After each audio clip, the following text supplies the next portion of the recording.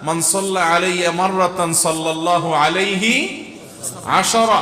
নবী সাল্লাল্লাহু আলাইহি সাল্লাম বলেছেন, যে ব্যক্তি আমার প্রতি একবার দরুদ প্রেরণ করে, একবার নবীজির জন্য দোয়া করে, আল্লাহ তাআলা ওই ব্যক্তির প্রতি 10 বার রহমত নাজিল করে। কয়বার রহমত নাজিল করে? রহমত নাজিলের মানে বুঝেন? 10 বার আল্লাহ অনুগ্রহ করেন, দয়া করেন আপনার জীবনে। এমন একটা মুসিবতে, এমন একটা জায়গা যেখানে আল্লাহর দয়া ছাড়া আপনার উপায় নাই, এরকম 10 বার আপনার জীবনে রহমত আল্লাহ তাআলা নাজিল করবেন, অবতীর্ণ করবেন, আপনার জন্য রহমত অনুগ্রহ আল্লাহ তাআলা করবেন।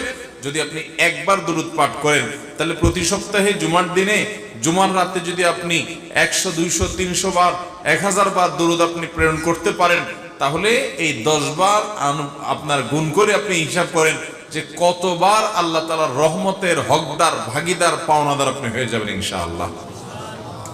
অতএব জুমার দিনে দরুদ বিশেষ করে পড়বো তো ইনশাআল্লাহ। দরুদ পাঠ